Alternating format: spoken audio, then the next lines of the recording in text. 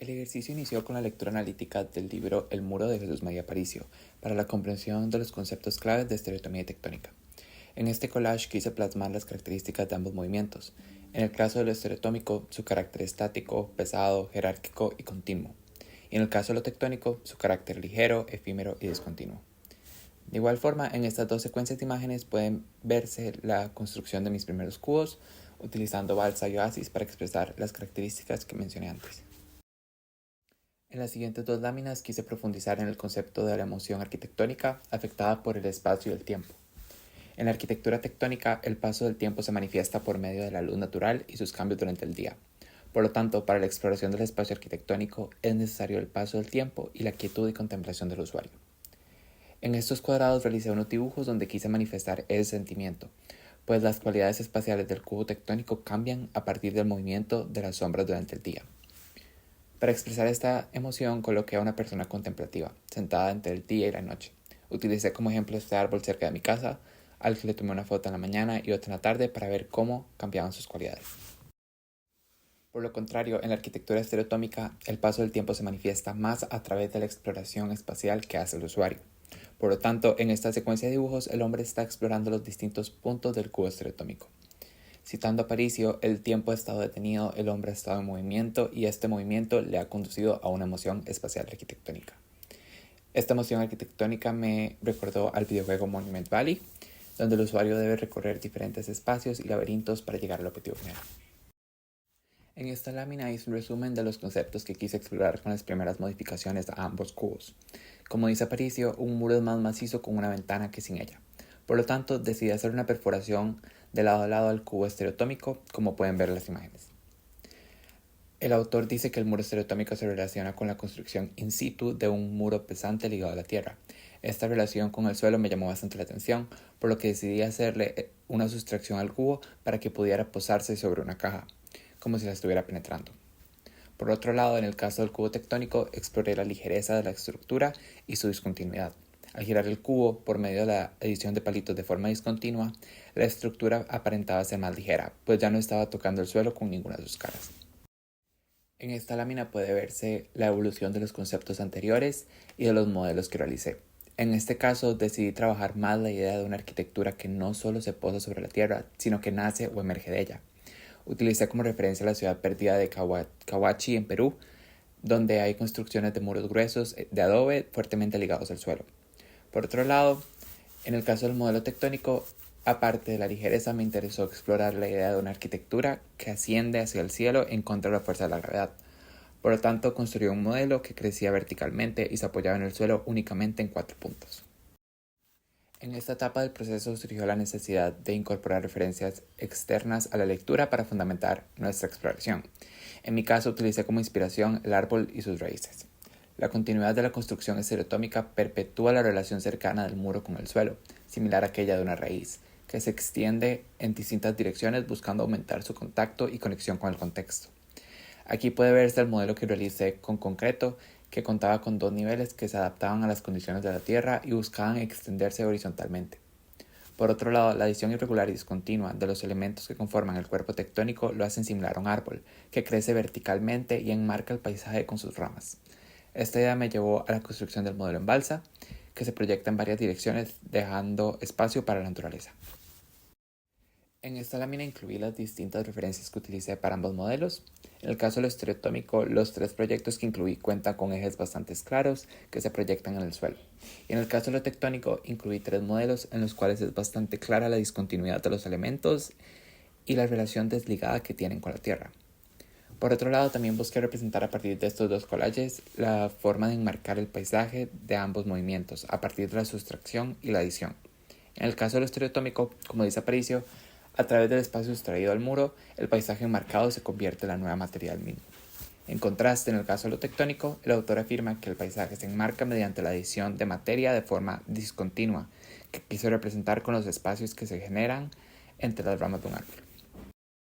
En esta lámina plasmé el resultado de mis exploraciones anteriores, incluyendo algunos cambios e ideas nuevas. En el modelo estereotómico trabajé con la proyección de los muros para marcar los recorridos del usuario y al mismo tiempo la división de los espacios.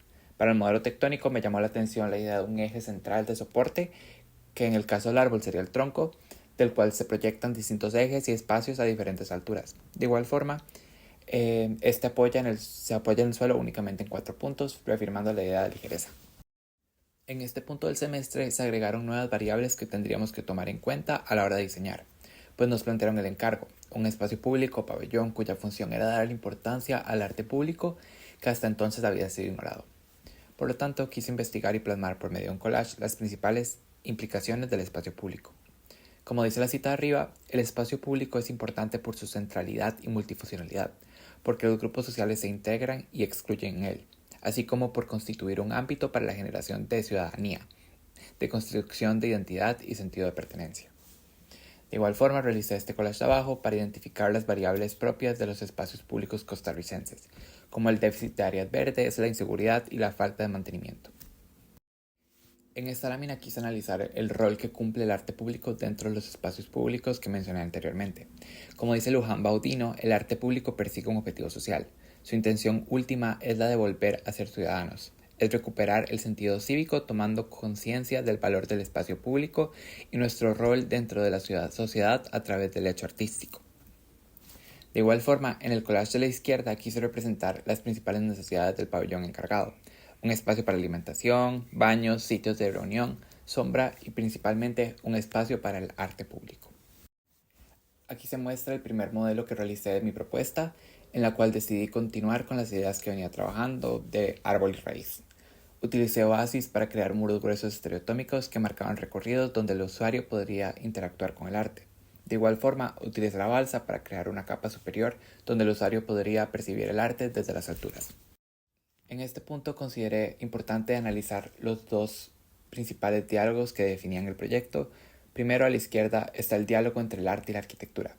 Como dice aquí, podemos sugerir que el arte no solo embellece la arquitectura, sino que proporciona una experiencia de aprendizaje mediante el despliegue sensible y la interacción perceptiva de nuevos conceptos e ideas. Por otro lado, a la derecha está el diálogo entre la estereotomía y la tectónica evidenciada en el modelo propuesto. A partir de la interacción entre el lenguaje tectónico y el estereotómico, la composición busca generar distintas experiencias perceptuales que generen un diálogo entre el arte y la arquitectura. En esta lámina quise evidenciar el contraste entre las dos capas del proyecto, la inferior o estereotómica y la superior o tectónica. De igual forma, aquí arriba quise mostrar las variaciones compositivas de la capa superior, que presentaba diferentes configuraciones. En esta lámina quise profundizar en la capa inferior del proyecto, a la cual llamé raíz, inspirándome en las cualidades estereotómicas de las que hablé en la fase inicial del proceso. El muro estereotómico funcionará como un ente articulador, orientando subconscientemente a las personas de un punto específico a otro, proyectando visualmente el siguiente espacio, como puede verse en el dibujo de la esquina superior derecha.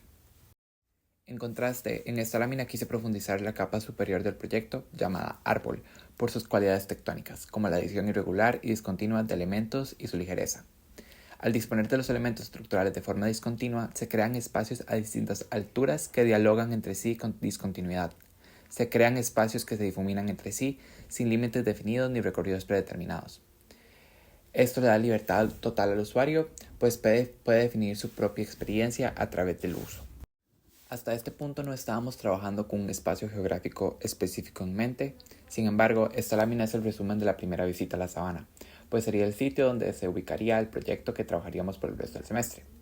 Realicé un collage para expresar la configuración de las esculturas alrededor del lago. De igual forma, realicé algunos dibujos en el sitio de aspectos que me llamaron la atención, como la relación de la vegetación con los edificios y la libertad de recorridos como consecuencia del estado seco del lago.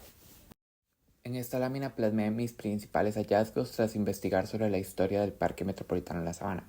Incluí una línea del tiempo de sus sucesos más importantes, como la donación del terreno al gobierno y su posterior utilización como aeropuerto. De igual forma, a la derecha incluí algunas noticias más recientes que hablan sobre las esculturas del parque, el estado del lago, la inseguridad, los proyectos de rearborización de la sabana y el desarrollo residencial en los alrededores del parque. En esta lámina continué con los análisis de sitio. En este caso marqué los principales ríos, parques y rutas nacionales ubicadas alrededor de la sabana, pues consideré que eran aspectos importantes para comprender el contexto físico del proyecto a una escala macro. En esta lámina incluí algunos diagramas del parque en sí. El de la izquierda busca representar la fragmentación de algunos espacios que ya no forman parte del parque pues se desligan de su dinámica natural y presentan distintos usos como el estadio, las piscinas, el espacio de educación vial y Museo de Arte Costarricense. Los diagramas de la derecha muestran los principales caminos y recorridos del parque y la fragmentación del parque en distintas zonas con diferentes usos, como áreas deportivas, de recreación y zonas boscosas. Aquí realicé un mapeo con la ubicación aproximada de las esculturas alrededor del lago. De igual forma agregué notas sobre cómo me sentía al ver cada escultura y aspectos generales del recorrido que las une a las orillas del lago. En esta lámina se encuentra un modelo que realicé en donde busqué trabajar con la fragmentación de la forma en volúmenes con distintos usos. De igual forma, en la esquina inferior derecha se encuentra el diagrama del recorrido del Sol, el cual tomé en cuenta a la hora de diseñar. En este punto del proceso decidí agregar una fuente teórica para fundamentar mi proyecto, que fue el cubismo, más específicamente el Landscape Cubism. Esto surgió naturalmente, pues me llamaba mucho la atención trabajar con volúmenes fragmentados que se leían como un todo absoluto y complejo. De igual forma me inspiré en el Parque La Villette y el trabajo que hizo el arquitecto para delimitar los recorridos. Aquí se muestra la maqueta de proceso que realicé teniendo esto en mente, donde los volúmenes estereotómicos se crean a partir de una grilla visible en la esquina superior izquierda. En este punto quise profundizar en la relación del pabellón con el lago de la Sabana. Tras investigar, encontré el concepto de topofilia. Como dice aquí arriba, se reconoce al lago como componente esencial de la atmósfera cultural debido a su carácter topofílico, concepto definido por Ji-Fu Tuan como el conjunto de manifestaciones del amor humano por el lugar. El lago no solo es escénica, sino que despierta memorias y sensaciones que enriquecen la experiencia estética del arte. Busqué representar esto a partir del collage que pueden ver en la esquina superior izquierda. Por otro lado, otra fuente teórica que utilicé y que fundamentó mi proyecto es la fragmentación de atmósferas de la que habla Peter Zumthor. La fragmentación de atmósferas busca destacar el espacio destinado al arte en la sabana. El muro cumple un papel clave como barrera visual y generadora de ambiente. Siguiendo a Peter Zumthor, se pretende que el pabellón transmita de inmediato su carácter cultural, diferenciándose del resto del parque. Esto lo quise plasmar en este collage, donde las actividades culturales y artísticas ligadas al pabellón están representadas a color y aquello externo al pabellón, como las actividades deportivas, los edificios y el estadio, están representadas en blanco y negro. Aquí quise representar el principio de multiplicidad que caracteriza el Landscape Cubism, que se logra a partir de la fragmentación del pabellón en dos capas. Como dice acá, el contraste entre la capa superior tectónica y la capa inferior estereotómica refuerza el principio cubista de multiplicidad, múltiples recorridos, perspectivas y formas de relación con el entorno. Así, el usuario se convierte en un participante activo dentro de la composición, capaz de construir su propia experiencia a partir de la fragmentación espacial del pabellón. Aquí a la derecha realicé dos collages que buscan mostrar la relación de cada capa con las esculturas. En este punto decidí realizar un nuevo análisis de sitio, tomando en cuenta distintas cualidades perceptuales del parque que influyeron en mi diseño. En primer lugar, identifiqué que la mayoría de las obras escultóricas están conectadas por un hilo perceptual, que son los caminos peatonales alrededor del lago. Sin embargo, este conector perceptual no es suficiente para que las esculturas resalten en el parque. Por otro lado, la sabana presenta espacios destinados a distintos usos. Sin embargo, los límites entre ellos son difusos, resultando en una mezcla visual y funcional que diluye la identidad de cada espacio. En esta lámina quise mostrar la propuesta conceptual que realicé en una de las entregas, basándome en todas las fuentes teóricas que mencioné previamente y el nuevo análisis de sitio. De igual forma, hice estos diagramas para mostrar la ubicación del pabellón dentro del parque. El proyecto busca actuar como una barrera que fortalezca la fragmentación del parque, funcionando como un marco que recubre la atmósfera artística y cultural. Posteriormente, realicé un nuevo modelo buscando aterrizar las ideas que tenía, ya definiendo los espacios internos y las necesidades de cada uno de ellos, como el espacio para policías, la cafetería, los baños y el espacio multifuncional del pabellón. De igual forma, quise implementar ciertos elementos diagonales a la composición para darle mayor complejidad, utilizando como referencia la arquitectura de Thom Mayne, principalmente sus maquetas expuestas en la obra Morfosis. En este punto realicé una nueva maqueta de exploración trabajando paralelamente con diagramas en planta a escala, donde empecé a definir los aspectos como el mobiliario, los ingresos y la relación del pabellón con los recorridos del parque. En esta lámina quise mostrar algunas referencias de proyectos en los cuales me inspiré, como el VAC Library y los Serpentine Pavilion de Sue Fujimoto y de Frida Escobedo. De igual manera, hubo una evolución en la capa tectónica, para crear estructuras aéreas que funcionaran al mismo tiempo como cubiertas y espacios transitables. Aquí está la maqueta que presenté en la preentrega. Al lado izquierdo quise mostrar la relación del pabellón con los caminos existentes en el parque. Utilicé como referencia el pabellón de Serpentine de Peter Zumthor, en el cual marcó recorridos de ingreso a partir de la modificación del suelo. Por otro lado, acá a la derecha hay dos collages donde busqué representar las distintas configuraciones que se le podían dar al espacio multiusos. De igual forma, hubo una exploración del papel del lago en el proyecto.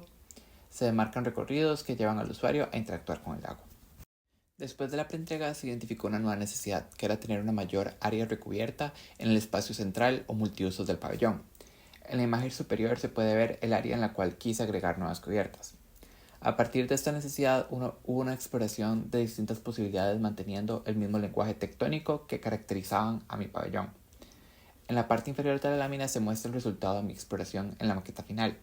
Las cubiertas añadidas también generan espacios de circulación a distintas alturas. Por último, en esta lámina quise mostrar algunos detalles de mi presentación final, a la cual llamé pabellón entre capas. Para concluir, voy a leer el texto que hay aquí abajo. Como plantea Aldo Rossi, la ciudad es una síntesis entre lo natural y lo cultural. En este sentido, el Parque Metropolitano La Sabana se presenta como un pulmón verde en San José, con potencial simbólico como espacio donde convergen naturaleza y arte. Sin embargo, su fragmentación interna y la falta de límites claros diluyen la identidad de sus espacios, afectando especialmente al arte público. Las esculturas pierden relevancia al dispersarse sin una lógica perceptual clara. El pabellón entre capas surge como respuesta, creando una atmósfera propia para el arte mediante una barrera visual y espacial que lo aísla y le da centralidad en el parque. La idea del proyecto gira en torno a la fragmentación de atmósferas, generando una identidad clara que promueva la interacción entre arte y naturaleza. Esta fragmentación también se asume como estrategia de diseño, con el pabellón dividido en dos capas, una estereotómica y una tectónica. Muchas gracias.